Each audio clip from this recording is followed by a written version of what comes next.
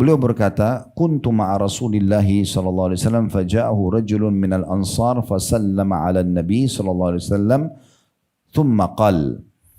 Kata beliau, saya pernah duduk bersama Nabi SAW satu hari, kemudian saya temukan ya, beliau didatangi oleh seorang laki-laki dari Ansar, dan laki-laki itu kemudian berkata, ya, bertanya kepada Nabi SAW. Dia mengatakan, ya Rasulullah, ayyul mu'minina afdal. Orang ini mengatakan, ya Rasulullah, orang mukmin mana yang paling afdal? Maksudnya yang paling layak untuk dicontohin, yang paling layak untuk dijadikan pasangan hidup, yang paling layak untuk jadikan ya teman dan sahabat, partner bisnis. Siapa yang paling afdal?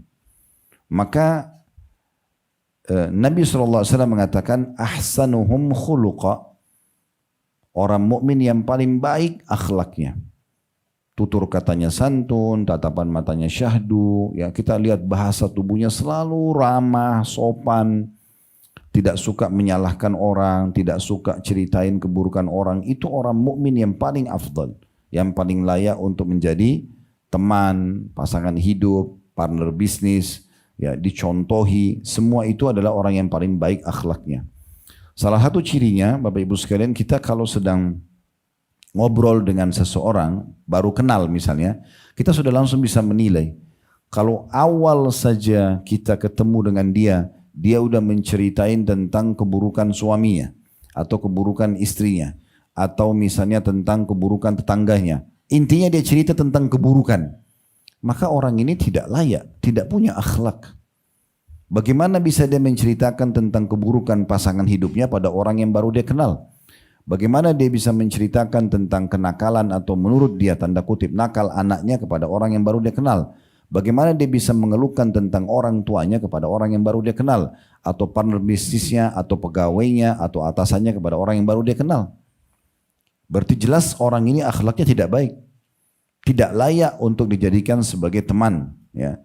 Jadi kalau orang itu begitu pertama ketemu justru ngomongnya tentang masalah ilmu, tentang masalah iman, ayat Al-Quran, hadis Nabi SAW, kisah orang saleh, tentang masalah pendidikan anak, tentang masalah prestasi pekerjaan, manajemen yang rapi misalnya dalam perusahaan dan segala macam hal positif. Oke, itu baik. Lalu orang itu bertanya lagi, dia mengatakan, qala fa ayyul mu'minina akyas. Sekarang yang saya mau tanya ya Rasulullah, setelah orang mukmin yang afdal adalah orang yang paling baik akhlaknya, siapa di antara mereka yang paling cerdas? Sama, layak untuk dicontohi, layak juga untuk dijadikan sebagai teman, pasangan hidup. Penilaian cerdasnya di sini. Bukan karena dia itu punya titel yang banyak, bukan karena punya perusahaan yang banyak, sehingga menumpuk hartanya dan dari keuntungan atau margin atau laba dari perusahaan atau profit perusahaan, tapi ya dinilai dari sisi lain. Maka siapa orang yang paling cerdas? Kata Nabi SAW, aktsaruhum lil mauti dzikra. Orang mukmin yang paling cerdas adalah yang paling banyak mengingat kematian. Selalu saja kalau kita ngobrol sama dia, jangan loh, nanti Allah akan hisab. Maksudnya nanti setelah meninggal akan dihisab loh.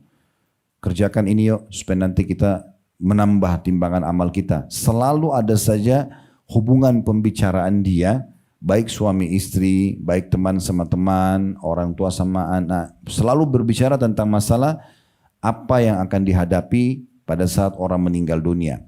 Lalu kata Nabi SAW ditambah mengingat kematian, wa ahsanuhum lima ba'dahu isti'dada ulaikal akyas. Dan orang yang selalu punya persiapan-persiapan untuk menghadapi kematian tersebut, mereka adalah orang-orang yang paling cerdas. Ini fakta penyampaian Nabi SAW tentang masalah kematian tersebut.